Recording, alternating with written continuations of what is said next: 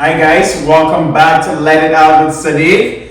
Our guest today is Michael, Edward Christopher, and Moses Michael. First of all, I want to say a big congratulations to Michael on his graduation today. Congratulations, Michael. Thank you. For our audience that do not know who you are, could you please introduce yourself? Hi, my name is Michael Jr. I just graduated from Coppin State University, bachelor's degree. Yay! Congratulations. Thank you. And this is Christopher Edward. Could you please tell us who you are for the audience that do not know who you are? My name is Edward Christopher. I'm from Nigeria. 27 years old. Thank you. Thank you. And we have Moses Michael. Could you please introduce yourself? My name is Moses Michael and I'm 28 years old and I'm from Nigeria. Thank you, guys. So these guys right here are my childhood friend. Amazing guys. We've come a long way. We had amazing tennis career in the juniors, and we're all out in the United States college. We played college tennis, and we're all doing well for ourselves. I want to say thanks to everyone that took part in this. This to make it a successful outing for everyone. So, Michael, how did you start tennis? I started tennis way back in Nigeria. I think I was 9 or 8 years old. We just moved really to a house close to a tennis club, which is Kaduna Club, where most of us grew up on. So I met some friends, and they just took me to the tennis court.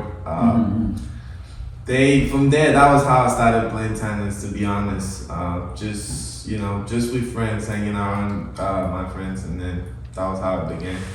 That's awesome. Christopher, how did you get into tennis? I actually started because my brother, he played too. Yeah. Was top 20 in Nigeria before he left for Europe. Actually, I was doing soccer, but my mom, I was getting into a lot of trouble with soccer, so she moved me to where my brother was staying, and they just introduced me to tennis. Excellent. Yeah. Moses Michael, how did you start tennis? I started tennis when I was 12 years old. So, in Nigeria, when I came to Kaduna State in Nigeria, and I met some of my friends. His name is Tony. I mean, it's a lot of them, but I just remember Tony. So he took me to the tennis court and he showed me so many stuff, on how to play. And I decided to like the game, and I kept coming every day.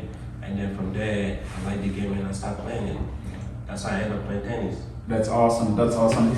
You guys had an amazing junior career, played lots of ITF tournaments, national tournament, junior tournaments. You won a lot of championships. You as well, you play all over the world. Won the medal, won the doubles championship in Togo way in 2012. I remember you won the Governor's Cup in Nigeria and all. You played a bunch of ITF, won a few of those tournaments as well.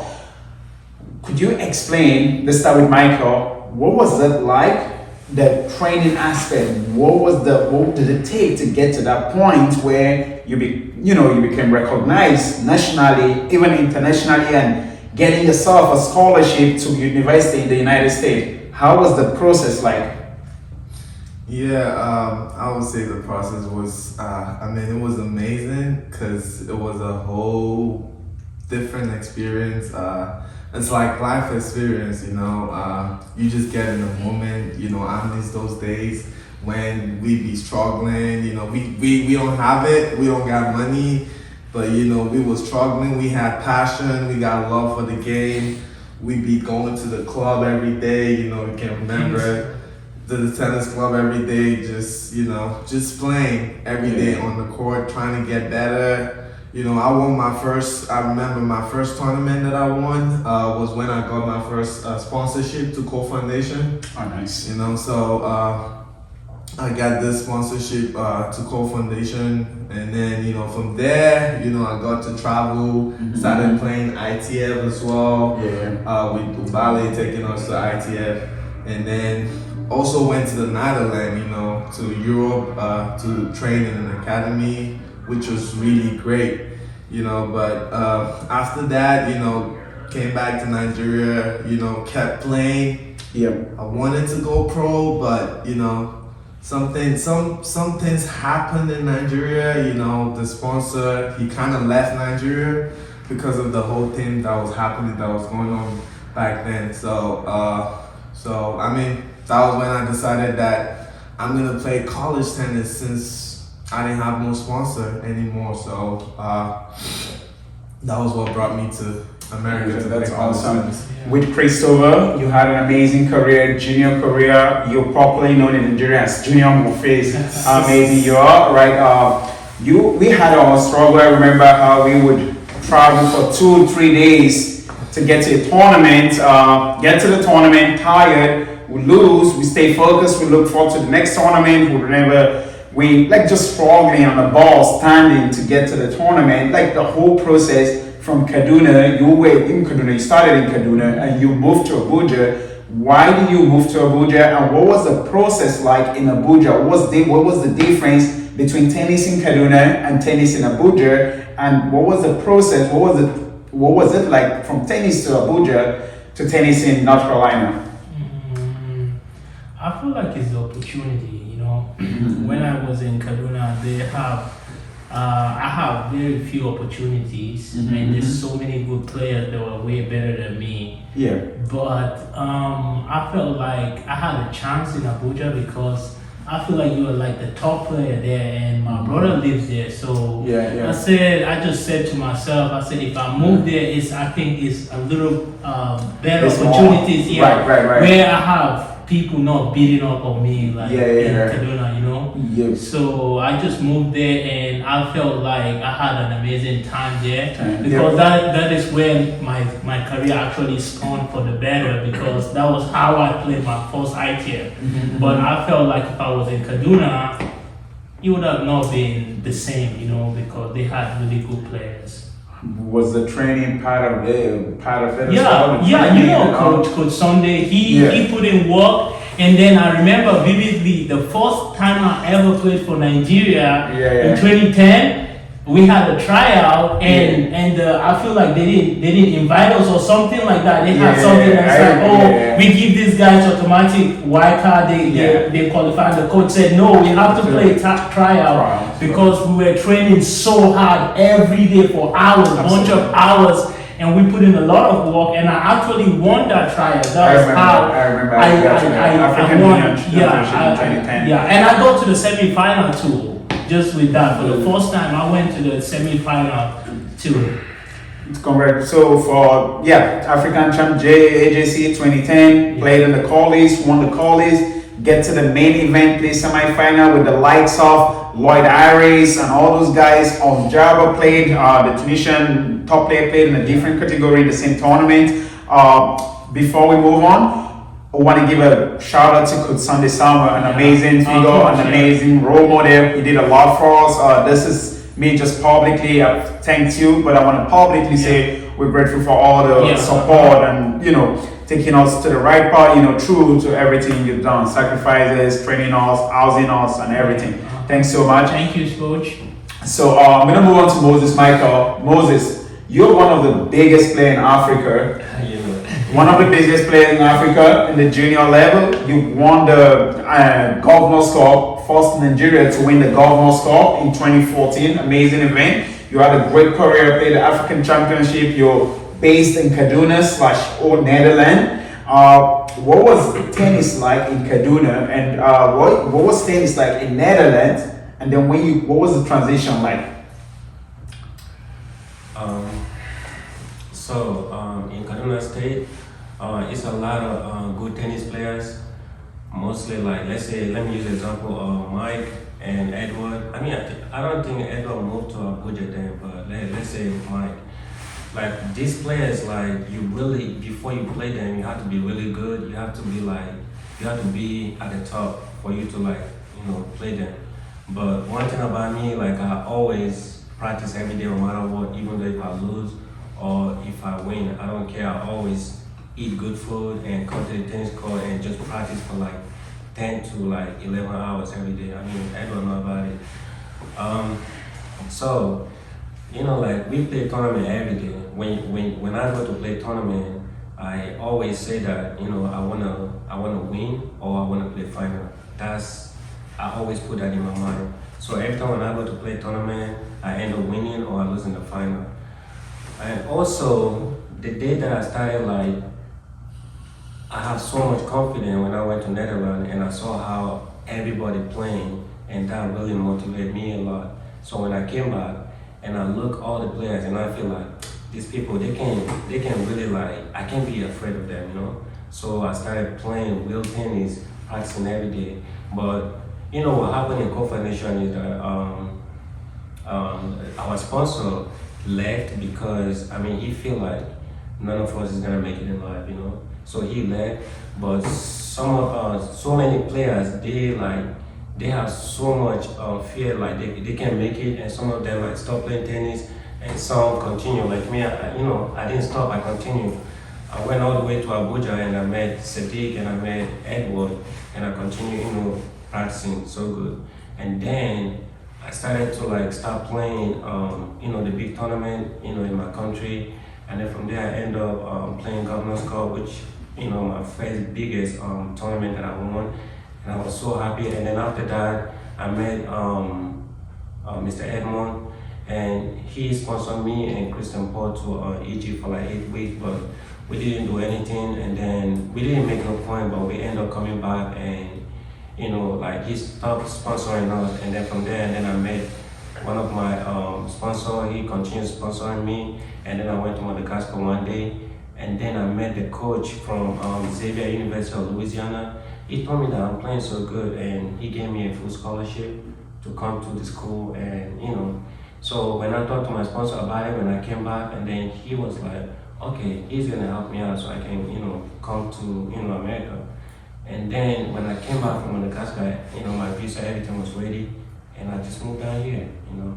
So that's a huge journey. Yeah. And that's amazing. Talking about, he mentioned someone amazing, someone a role model, someone that helped all of us. We're all part of the academy, Mr. Edmond. I want to say thanks to Mr. Edmond for all of his support, for all of his encouragement and all. Dio.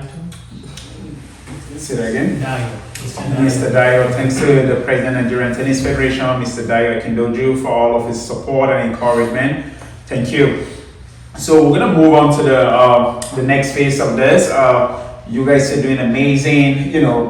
What would you? I'm gonna start with Christopher. What would you have done differently? So we're out here in the world class tennis. We've seen how things are done. Well, the training, how much hour they spend on the court, the nutrition, the fitness. If you had to go back, what would you have done differently from now? What would you have done differently? I think probably more financially. I would have gotten an agent to help me, even not get a sponsorship, but just something like I need like a map for my not just training, for my tournament. You need somebody to help you, not just with the training, but just like have a map on how you want to play the tournament. So just have like a schedule, and somebody who can help you get finances to play those tournaments. I mean, with the schedule, personally, I feel like the financial part is because the schedule is there, but then the financial part to get to those events, because in a year we play less than 6-7 tournaments, and we're able to make it to top 500, top 400 in the world. So imagine we play more events, we'll be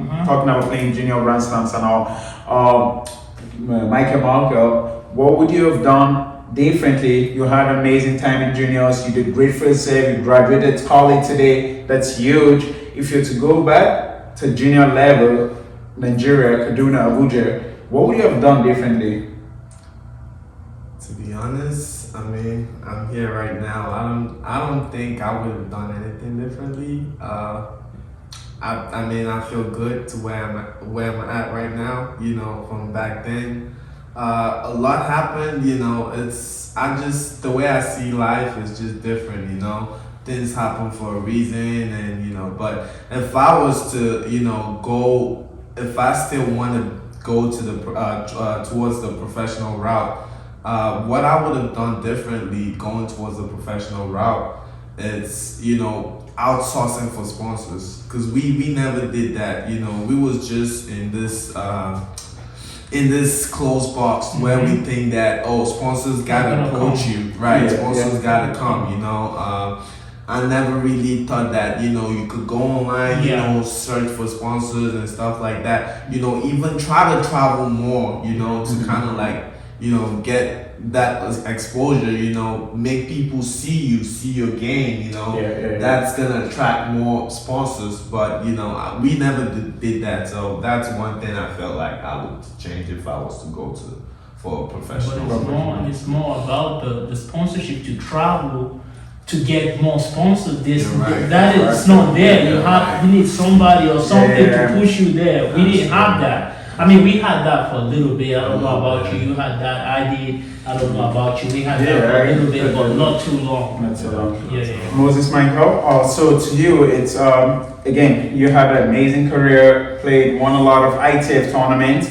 Played futures. You got to like quarterfinals in one of the futures, if I'm not mistaken. 25K. That's huge in Abuja. Played 2 months in Egypt, playing a lot of tournaments. You know, trying to go pro. Won the Governors Cup. You're in between Nigeria and Holland and all. So I feel like you were exposed to the world of tennis. I remember you coming back with a car. You know, humble, arms around us, you know, and all. You had everything. You were exposed to the world class tennis at a very young age. What was it? What happened? Why are we not seeing Moses Michael in the top 200? What would you have done differently to get to that level where these top players are from an amazing career you had? I feel like I don't have enough practice, enough coaches and sponsor, you know. Yeah.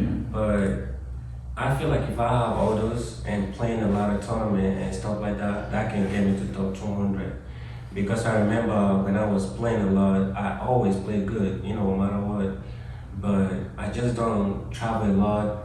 I don't play a lot of matches. So stuff like that, like there's no way I can get to top 200. You know what I'm saying? Yeah. Like you can just be like this without playing tournament for like maybe like 5 months, 6 months, and then go back to play tournament. But that was that after all your trips to Egypt, to Holland, and all, and you know. I remember when I was going to Holland, going back and forth, I wasn't playing tournament like that, you know, because what my sponsor was trying to do was to get me to practice a lot. Yeah. But after like a few years, and then I started going to Netherlands, and you know, things just don't work out anymore, and you know, but I just continue hustle on my own. Yeah. But I feel like if I have all this sponsorship, like you know, coaches, a lot of practice, I'll make it. You know. Absolutely. Yeah, I mean that's what it is. My parents don't have money. Like you need to really have a lot of money for you to get to that level. But you know, we don't. Absolutely. So back to Michael. Again, congratulations over and over again. Thank you. What is the next step for Michael? Played D1 college, Coppin State University, graduated college today. What is the next step, Michael? Well, I'm still kind of deciding, not yet fully, but the plan right now is to maybe work, and this is gonna be a news to you guys. Oh yeah, breaking news right here. Well, I've been accepted to the business school of Morgan State University for my master's degree. Let's go, man. Yeah. So I'll be. huge. So I'm thinking about maybe skipping a year off, just maybe work, maybe get some more experience, and then next year go for my master's to get my MBA. So that's the plan. For Wow, now. congratulations! Thank you. Congratulations again. That's good. Christopher, I know you're you had a great career. You came back, retired, and you decided to dive into soccer. I see into soccer. Yeah. So are you more into tennis, developing junior players? I know you coach, you have your own academy and everything. And I know you have a soccer team, Yeah.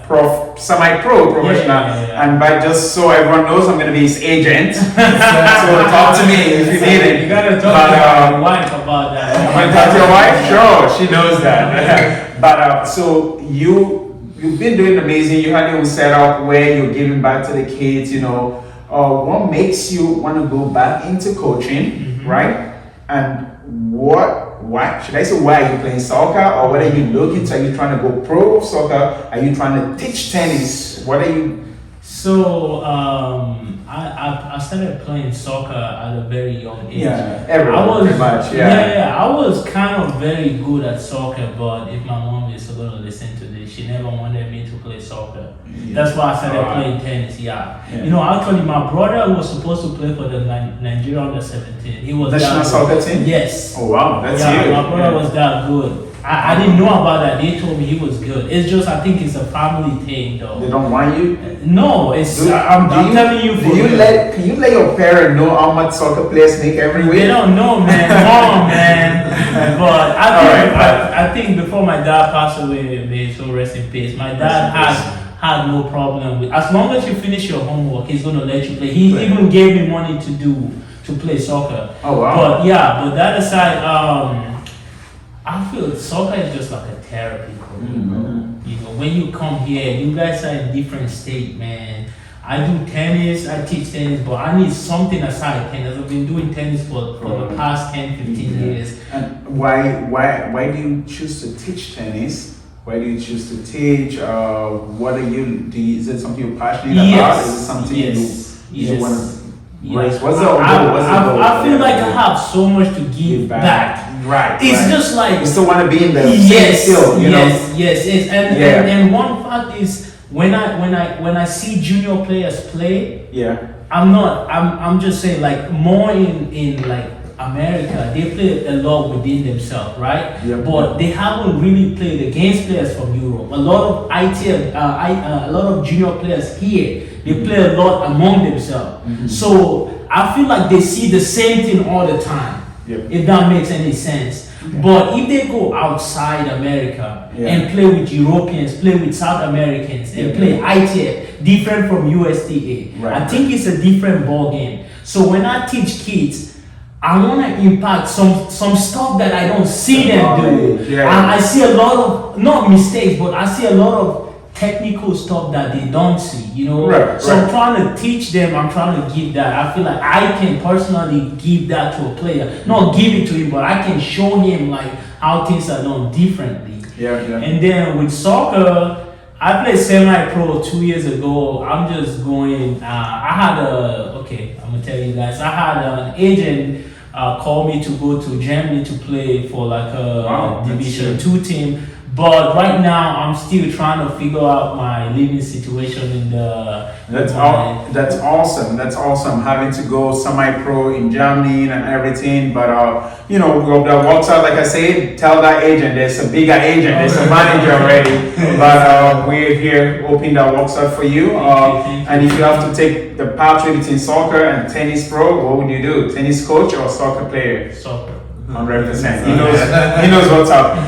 So we're gonna dive. We're gonna swing to Moses Michael. Moses Michael, again, a great resume. Won all the national tournaments in Nigeria. I think about every single national tournament, from CBN to Dalahad Court in Kano, to the clay court in Lagos, to the Vent in Abuja. Played National Sport Festival. Won the Governor's Cup. Amazing career. What is the next step for Moses Michael right now? Before I start, I haven't won the Dalahad Cup before. You've not won? Really? You played final a couple times? I played final 2 times, but... Back-to-back final, right? Yeah, back-to-back final. But that's almost perfect. Almost perfect junior career. What is... Back-to-back final. Between the last one of the toughest national tournaments in Nigeria. Back-to-back, one CBN, everything. And we always say this: if you have never made it to the main draws from Collins in Dallas, you haven't played tennis in Nigeria. You've never played tennis, and I don't think he has made it to the. Have you played? He's never qualified. I never qualified. So you don't talk where? I just came myself. This guy is. I just came myself. But you had an amazing career, and remember, I mean, we dig it out there. But while saying a few times, I've beaten him as well, so I can probably say that Aiden would pass it, not yet. But so, like I said, you did great. You had a great, from juniors. one thing you're pretty consistent with this tournament. You either winning the tournament, playing final, winning tournament, playing final. What is next for Moses Michael right now? So right now I'm trying to go back to school, but I'm still teaching tennis lesson because I'm trying to save more. You know, I love the game so much, so I don't want to like let it go. You know what I'm saying? Yeah. So and also when I get back to school, and I'm still gonna be playing for my school. Yes, So, that's I awesome. still want to be active. You know. That's awesome. Listen, I know that I know a lot of players that goes to college, graduate from college, and then they go professional route. So it could be, you never know. But keep pushing. So we're gonna go get to the final questions of this episode with my brothers. Like I said, we had an amazing time, road trips together, travel from one country to another by road, playing a lot of ITF tournaments, shared the same bed, practice together, and there's a lot between us right now. So it's it's more than tennis, it's family, it's a dream come true too. See everyone successful, doing amazing job for themselves. So Michael, younger player. We have a lot of people watching this from Nigeria, Kaduna specifically. What is your advice to that kid that's watching, that's in Kaduna right now, trying to be a graduate like you, trying to get accepted in the Morgan State University? What is your advice for that kid? All I'm gonna say is just keep your eyes on tennis. Keep your eyes on tennis, and also don't forget about school. School is really important. It's important. That's one thing that my brother told me not to forget about, because you can easily get carried away from tennis, because the game is so, just like we say in Nigeria, it's so sweet. You just don't want to do anything else with your life. You just want to play tennis, right? Absolutely. So don't focus only on tennis. Also focus on your school. Mm-hmm. You can make it if you want to play pro. Just like he said, you can go through that college route, and then you can still go professional route. from there. So that's my advice for you. Talking about school and tennis, talking about his brother Michael was here, man. Anthony Michael was here with us earlier. Shout out to Anthony, a big brother, amazing player. He's doing amazing for himself with his family. Shout out to Anthony Michael. So school is important. A lot of growing up, want to be a professional. We didn't pay much. We didn't study as much as we should and all. But then later you realize that it goes hand in hand. But like he said, make sure your school work is done. Make sure you stay in school and play. You can achieve both. We're going to swing by to Edward Christopher. We have a kid in Abuja where he grew up for National Stadium. We have all these kids looking to be Edward Christopher. They look at you like, hey, is he a soccer player right now? Is he a tennis player? He plays, and you play a few UTR prize winning tournament. You do amazing at those tournaments. Yeah. I know I have kids there now, they want to get to that level. They want to do more. What is your advice to these kids that are watching right now? Very important, courage. You need to have courage. Very, Courage. One of the most important things that I believe in life is courage. Without courage, you can't do nothing. So whatever you're doing, just make sure you believe in yourself. It don't matter, even if you're nothing right now. Make sure you believe in everything you do. As long as it's legit and it's right, just believe in what you're doing and never stop working hard. Even before those UTR tournament I played, I was walking and I'll play soccer and I'll still train. Wow. Yeah, I was putting in work. So you need to work hard and you need to believe in yourself and have courage. Those three things, very important. So thank you. Again, look, the key word, courage. That's all it says. Courage, courage, courage. Don't give up. Keep working hard. Keep chasing your dream, and you're eventually gonna get there. Yeah. Might not be now, but you're gonna get there slowly but steady. Yeah. Let's go to Moses Michael. Again, like I said, you're a legend. You're a legend to Nigeria. I opened the books. I see your name. Pass me the Moses Michael.